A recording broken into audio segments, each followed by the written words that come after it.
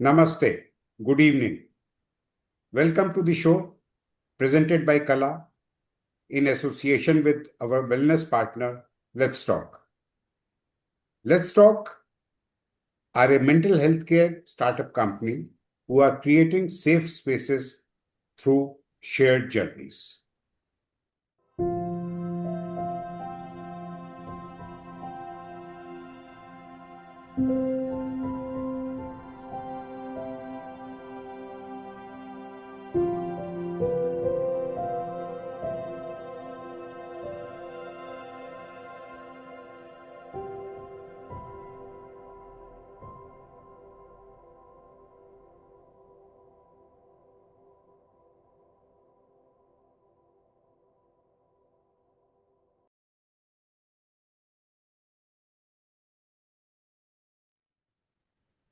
Before I start this episode of the show, let me make a very quick announcement. We have now announced the second anthology of short stories. This time, this is for young adults between 16 to 21 years. And the theme is reuse, recycle, reduce, refuse, and restore environment protection. That is right. And the entries will close on 15th November. We would be publishing the 25 best short stories selected by the jury in the anthology. Now to the moderator. Vardhan Dharkar quit his corporate job and now pursues his diverse passions, which are fitness and creativity. So that is Vardhan for you. Welcome to the episode of the show, Vardhan. Thank you and namaste to all our viewers. Now to the guest of the evening. A quick introduction. Srividya Subramanian is a teacher by profession and writer by passion residing in Chennai.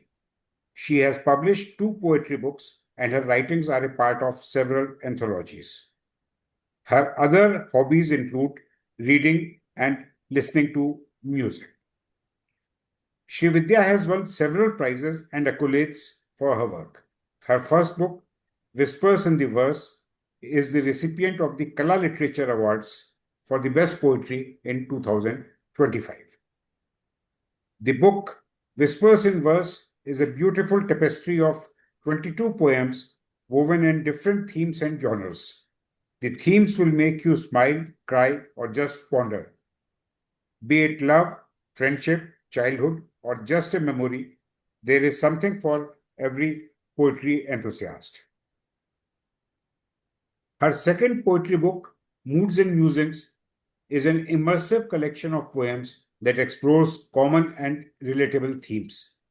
It gives the reader an insight into various poetic forms that effectively capture the essence of the verse. So that is Srividya for you. Now, before I hand you over to Srividya and Vardhan, let me also tell you that we are recording this episode. The recording will be shared on my YouTube channel, Sanjay Chandra 5376, later in the evening or by tomorrow. So, ladies and gentlemen, sit back, relax, and enjoy the show presented by Kala in association with our wellness partners, Let's Talk. Srividya Subramanian in conversation with Vardhan Dharkar. Over to you, Vardhan. Over to you, Srividya. Thank you, Sanjay, for your introduction. And namaste to all our viewers. Welcome to yet another episode of The Show. And welcome to Srividya ji. It is indeed our privilege to have you on our show. Thank you for coming on the show. So let's begin our conversation. So my first question, or I wanted to understand from you, your perspective in terms of authors versus poets. And I find generally that authors get that much more popularity or more recognition than poets get. Although I find the work of poets that much more interesting. They convey in 10 lines what maybe author will convey in 100 pages. So why do you think that anomaly is there? What is your view on that? So actually, I think still people in the world, they used to reading literature. So that is the most common thing, right from a child to a person, elderly person. Still, the most popular is prose and fiction and reading literature. So poetry, though it has been come from like the Elizabethan age, or it's very old, but still in any language, poetry is. But still, people they are not so much used to reading poetry, and they find that they understand prose better. So they have a set thought in their mind that the story, as it starts from the introduction to the climax to the resolution, they are able to grasp it much better. So it is people's perception that way. Whereas poetry can flow any way, there is no set pattern for poetry. So, and poetry has a lot of literary elements to it, like poetic devices, archaic language can be used, or anything. And, you can use metaphors, relate poetry to something using metaphors. So, this and all is sometimes beyond the understanding of a common man. So, if you take reading, and I think people are reading prose or literature almost every day, right? From, say, any pamphlet is a literature, any article is a literature. It's not necessarily a book. Anything that comes on Kindle is a literature. So, so they are more comfortable with literature rather than poetry. That's my perception. Okay. I think what you say makes immense sense. And but related to that, then I would like to ask you is that whether there is any change that is taking place, even if very slowly, or the situation continues to be the same? I think definitely there is a change, sir. See, people are becoming more aware of poets. So I would say in any language, like say in Tamil or in any language, people are becoming more aware of poets, and even through forums or social media like Facebook or anything. Nowadays, all the contests or writing forums, they don't have just prose, they also have something for poetry. So the recognition towards poetry is becoming much more, and when the recognition to poetry is becoming much more, people are making all the more efforts to bring out some priceless literature, priceless poems, and make an effort to understand the poetry. And once they start reading and this thing, so they find it all rhythmic, musical, they connect it to songs, and the change just happens. Okay. Is there anything that you think should be done to increase awareness or make poetry and poems more popular? Yes, sir. Actually, I feel that just as we take reading and we say a child must read, so we take we introduce children to literature, say that you have to read. Reading is a good habit. So there are so many, people are making all the efforts now to get children into reading. So Mm. why not poetry? So it's not just poetry is also a part of reading. So introduce children to poetry, and that way from childhood the child can understand the nuances of poetry, and they can appreciate poetry also better. So Right. that's what I was saying in the beginning, the lack of uh, people having understanding poetry or giving poetry that importance. was because from childhood they never took poetry seriously, Hmm. nor was it instilled in them to take poetry seriously. But I feel that the time has come that children should uh, you should allow children to take poetry also seriously, not just fiction and prose. Yeah. Poetry is, poetry is something that a child learns from the time he goes to KG. And after that only comes literature. I think people are not still not aware of the fact. Like when you say Baba, Black Sheep, Twinkle, Twinkle, Little Star is what? Is all poetry. Is Yeah. all poetry. And the child got to understand the rhythm and the words and the rhymes much before than prose. So, and somewhere along the line, it all vanished. Yeah. So, but we should just keep it up. We should try to give it that importance Mhm. and try children to get into poetry. I myself, being a teacher, I know so many children who really enjoy poetry, Mhm. though it is minimal, but they really enjoy it. And I always feel that children should be given the impetus to, take up poetry very seriously.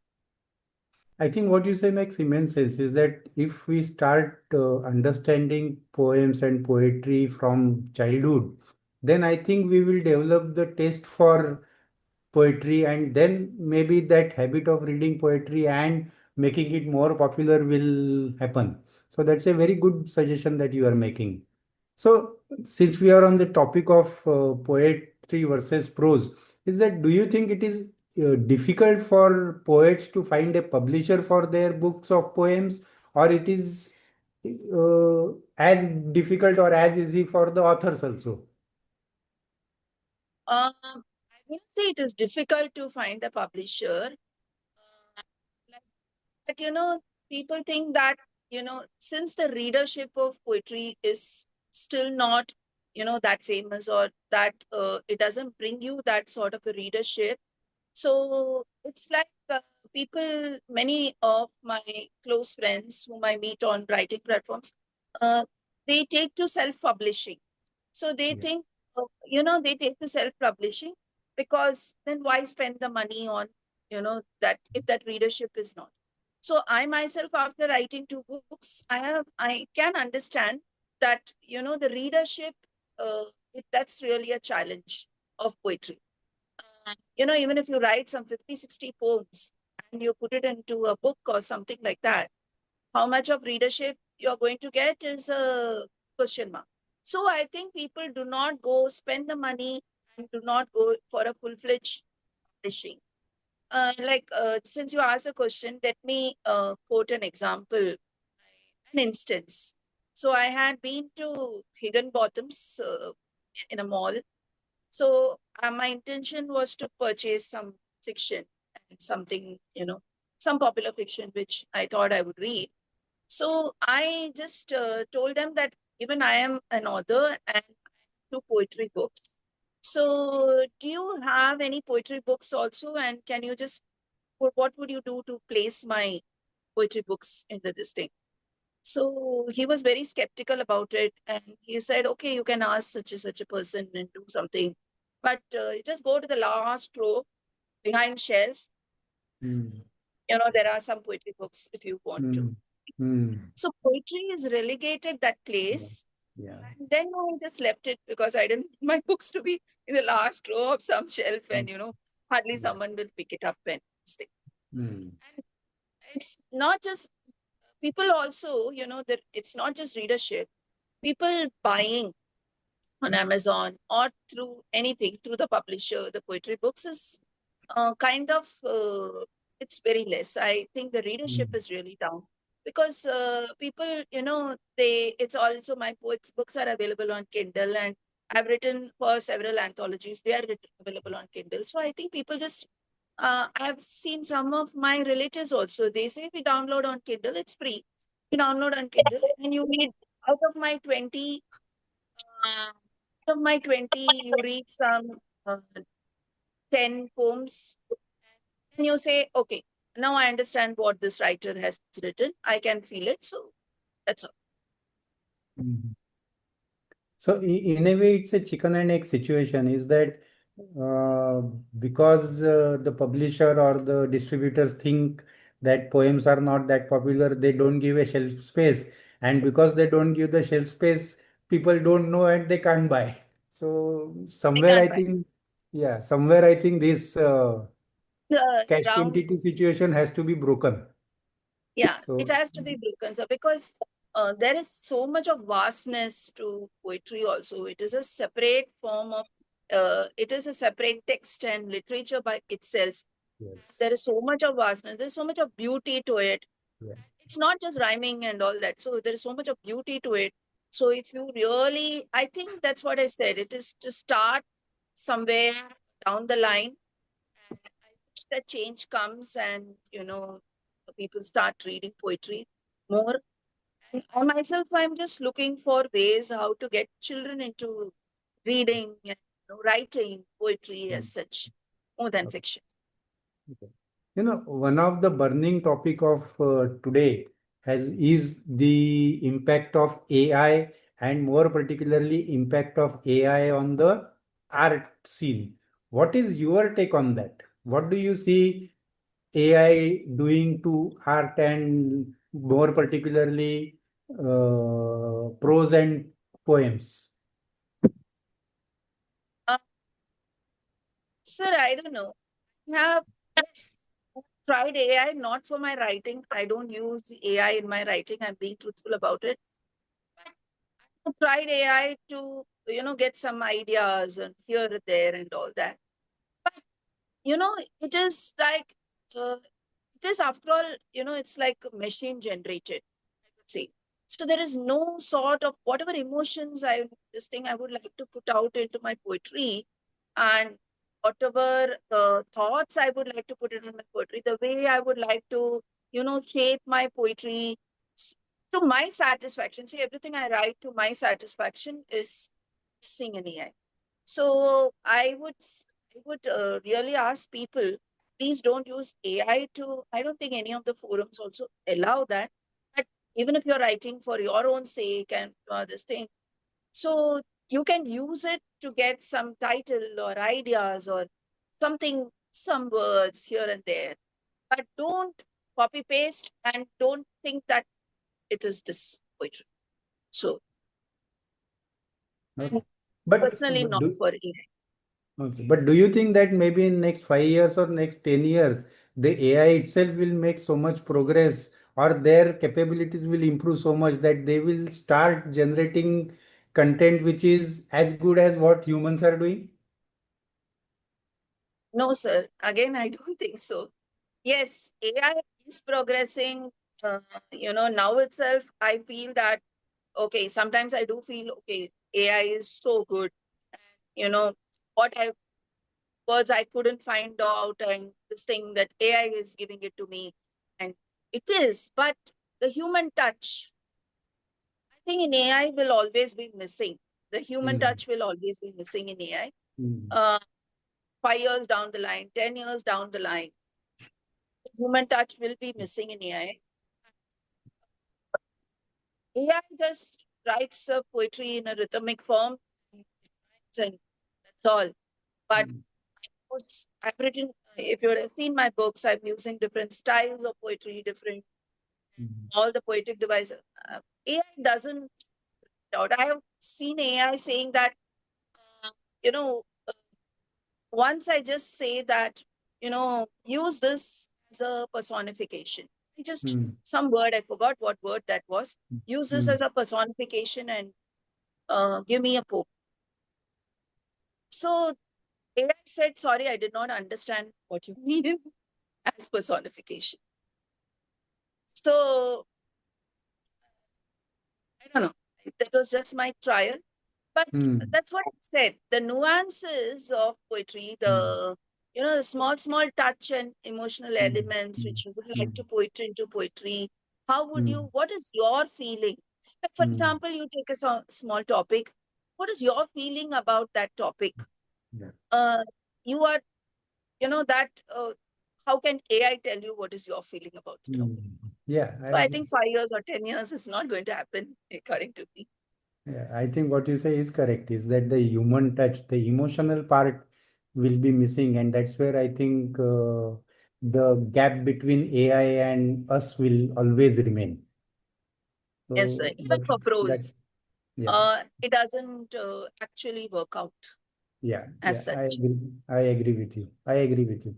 Now, coming to your writing, you have written your two books are of poems are published, and both of them are in English. I wanted to know whether writing in Tamil has crossed your mind at all, since that is your mother tongue.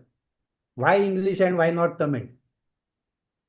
So to be very honest, I'm only conversant. I can only converse in Tamil.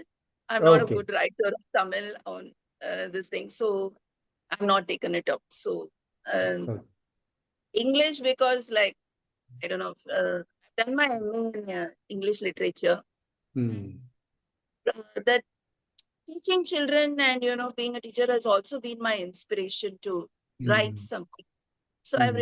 I really fell in love with some of this profound poetry by Hmm. Hmm. Keats or Frost or something like that. Ah. And then, uh, that, it inspired me, said, Hmm. why not me to Oh, start? And then okay. once I started, I found out, there's so much to poetry, so many Hmm. styles to poetry. You can write in different moods and all that. So that has been my, to go this thing. Okay, okay, okay. I get it. And actually, I was going through your website and I found it very interesting. And the different kinds of or different styles of poems that you have described over there, I really enjoyed that. Maybe if you can share couple of those styles that you have explained it over there, that will be really good for our viewers. Yes, sir, sure. So this is, I'll just show you for the viewer's sake. So these are my two books, Yes. Whispers and Verse and Moods and Musings. Both are published by Evans Pub. So first I started off with 22. I wanted to understand how was the reach going to be and all that. And then this has 40 poems. So this both the books have different styles of poems. Uh, but this is more like, it's not only styles, it's based on different moods. So as I wrote, I found out that, okay, there are so many poems that I've written. So why not classify so that people understand what is a mood? There is joy, there is happiness, there is poignancy, there is a sort of what to say, thoughtfulness. So many things are there, so many moods are there. So how do you write? This is a sort of a lesson also Mm. to the readers as to how do you write in different moods. So I will just share one from this, Yeah, and if you want me to go ahead, one from this. So let's please. see. Yeah. So this is from Whispers and Verse. And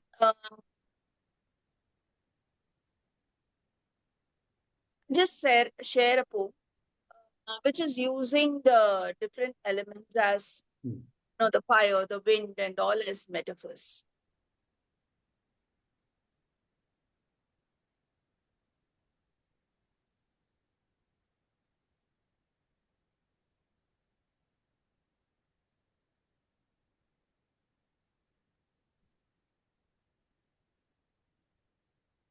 Yeah. So this is a poem which is called Poor Peace. Peace, such it is poor. Now, why it's poor? So I've used, whither thou peace, cried to God, the Holy Spirits yonder. Thou decreed, it is ubiquitous on earth, don't despair. Thence we flew in search of this mystical element here under. We crossed several seas and gardens, but found it nowhere. Thou laughed at our ignorance and decreed we look into the calm minds, whither thou find it deep and pure, a boon to humans rare. The spirits searched every human heart, which was just a volcano in sight, with fire and ashes that burst out more than the earth could bear. The cries of limp men and pining mothers pierced through the pungent air. The blood soaked limbs were tread upon, but no one really cared. The heavens opened the dam of tears to douse the yawning fires. The wind god came to stop the wrath from which no one was spared. The holy spirits shook their heads sorrowfully at the predicament of Mother Earth. How humans wasted their mission to this world and spread animosity. The fires have spread, consuming humanity, and frost has a permanent birth. The road to peace is a faraway thought in the land of arrogance and anxiety. So, in this, fire, wind, and frost are used as metaphors. I think you would have understood now what is a metaphor that I've used comparing to the human fires. No, I think extremely interesting and very insightful, very touching. I think it's something which will, I think, motivate all of us to read all other poems in the book. So Thank you so thank much. you. Thank you. Thank you. So there are other Thank you. poems in the same manner which Yeah. I've written on Lao and different this thing. Now, if you allow me something from Moods Yes, and Musings, I'll just read. please, please.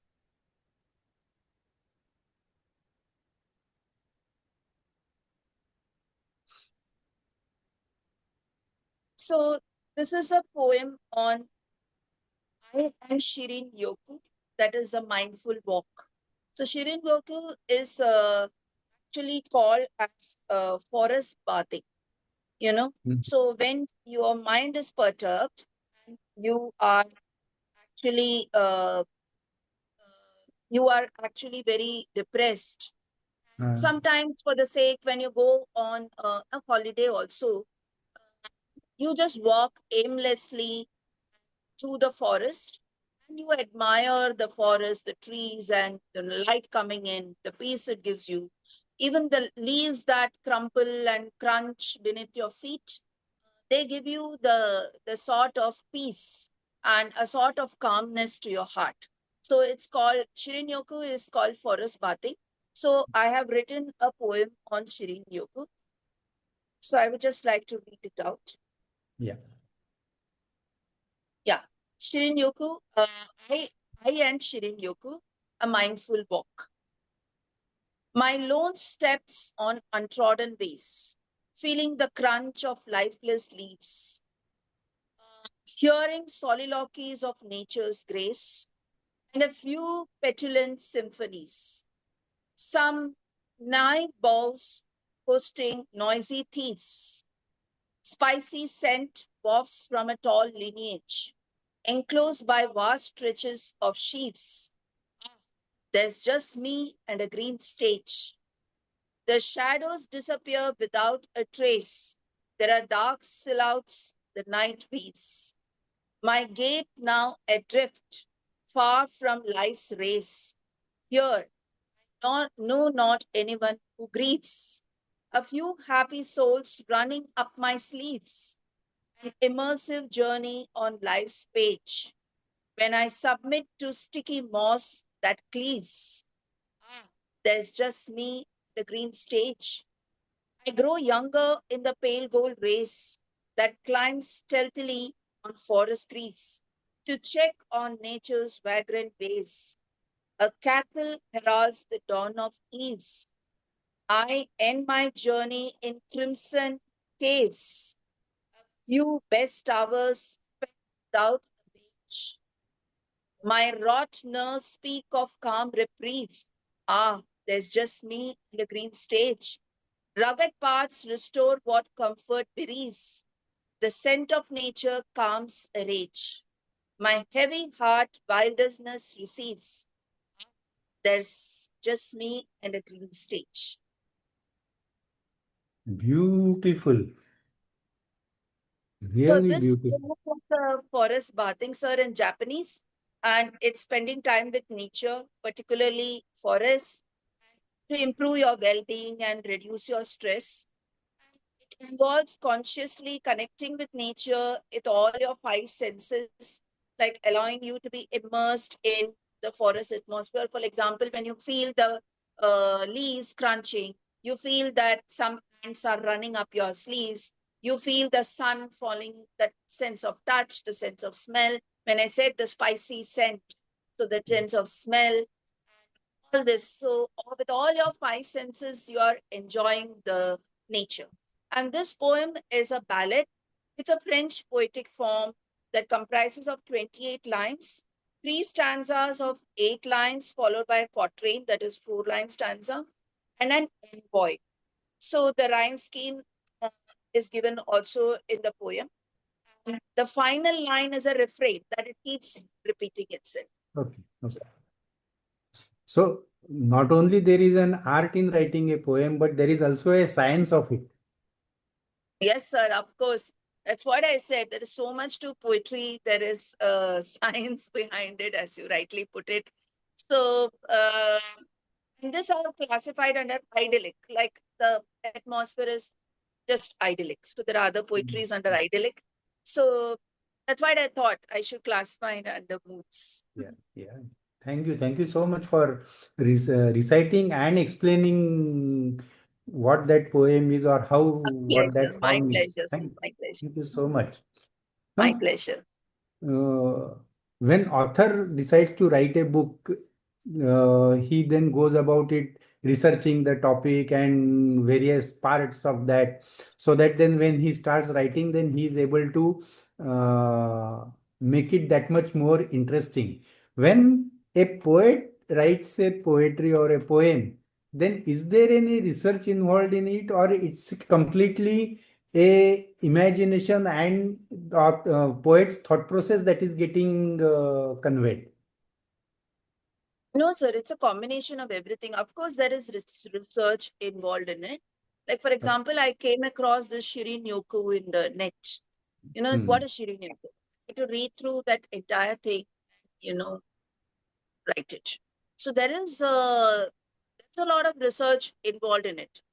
Okay. It's like you have to understand correctly what is a poetic styles and, bring the poem to the poetic style. Hmm. So you have to go through the poetry of legends and all that. So there is Hmm. a lot of research involved in writing. So Okay. you can't just say throw in words and just see that they rhyme, write Hmm. poetry. For example, Hmm. everything rhymes for that sake. But then there are poetry which does not rhyme, but at the same time they convey that equally important Hmm. message which I want to convey to the readers. Hmm. So there is a umpteen, there's a lot of research and umpteen thought process that goes behind Hmm. it. A lot of thought process. Okay. So what is your style of writing? Is that how do the ideas come to you? Is it that you fix a certain time of the day, or it's as and when it thought comes to your mind, you start writing? Uh, it's not like that, sir. I can't fix a certain time of the day. Of course, because I work also, so evenings are always better for me to sit and do it. But it's like uh, it's like suppose I have to write, and when I get a sort of a thought process, I get a first is a topic on what am I going to write. Okay, so on what am I going to write? So first is that, and when I have fixed that, then then the thought flows as Hmm. such. So when I first fix the topic, the first line of the poem, the rest Okay. is just a journey that flows. So Okay. it's like, okay, I can okay, this also has this also has this. So it's not like I don't do any sort of a blueprint or something for my poetry or any Okay. writing. I've also written fiction and prose. But you know, yeah, fiction and prose is like prose is very different. Fiction or whatever it is, you have to have your ideas. Okay, this after this after this. That has a sort of a blueprint. Hmm. For poetry, don't have any set thing. Okay, so if you have to write a poetry or poem, does it happen almost instantaneously, or it is something which you have to spend time, or it takes time? Um, it depends. Some of them I'm very comfortable in writing, and it just happens. Like you Okay, just give me some half an hour, and I will finish it off. okay, okay. Some of them, they, especially when you are incorporating certain styles and something, so Hmm. takes time to, get the things right. Okay, okay. So And now, of course, there is our syllables are involved. Like some of yes, the poetry we write only, in that iambic pentameter, that 10 syllables and all that. So if that is there, then it takes some time. yes, yeah, I can understand that. So now coming to your future plans, what should we expect from you in next 12 months, next 24 months? Writing, sir, more writing, uh, to satisfy, I'll pour my heart out into writing. So that one, and I do have a small plan of, as I said, starting some forum or something for children. Okay. My student, this thing also, there are some requests that children have made that, like really collaborate and all that. So I have to, but that requires like I put my time into it and mind into it to do Mm. that. But that is definitely on the cards. So Okay.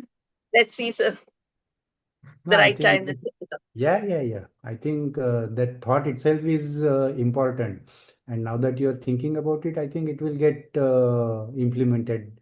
I'm very sure. And that will really help. Yeah, that will really help spread the awareness about the poetry. That's something important. So, the last segment of our show is rapid fire round, and I am very sure you are going to enjoy being in the hot seat. I'm getting worried, sir, about this. No, no, you will have good time. So, my first question. So, you were born in Chennai and educated in Mumbai also. So, my first question is that what do you like about Mumbai? Sir, I was born in Mumbai actually, Okay, you were and born in Mumbai. Okay, and after it's been like say 20 years, 25 years since I'm in Chennai. okay. So Mumbai is everything, sir. Mumbai is my birthplace, and I love Mumbai. A Mumbaikar at heart. Fantastic. So that makes two of us. So next question. What you don't like about Chennai? Ah, don't lie. The heat, sir. Okay. Summers. We have Okay. summers for 9 long months. Yes. Your favorite color and why? Uh, Pink, sir. Because it's like kind of mild and pink or cream. It's kind of mild and suits. Okay. Okay. Okay. Life without poetry. Complete the sentence. An empty vessel. An empty vessel. Kala Literature Award to you means. Complete the sentence.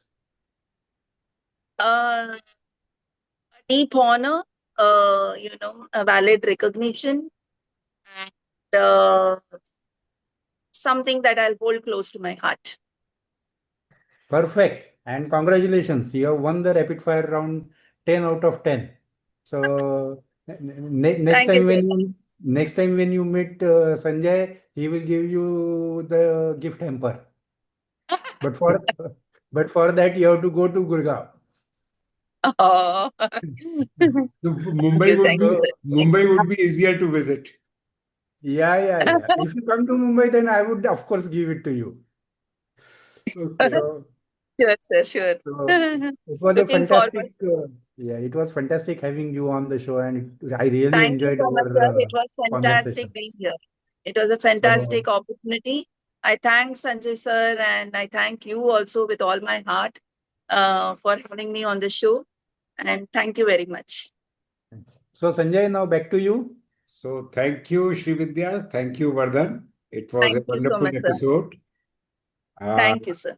Let me remind our viewers that the episode was also recorded and will be shared on my YouTube channel, Sanjay Chandra 5376. And I would also remind our viewers that they must read Srividya's two books and share their reviews. If you share any reviews with me, I'll pass it on to Srividya. Now, that brings us to the Yes, end sir. of the episode of the show presented by Kala in association with Let's Talk.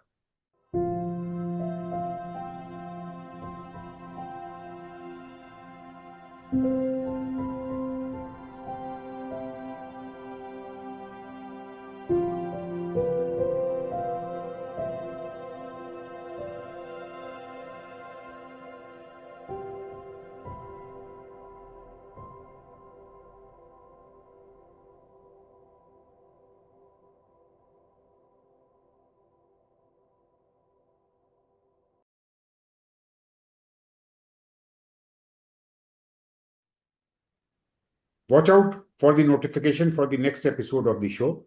Goodbye. Have a great Sunday evening. Namaste. Namaste.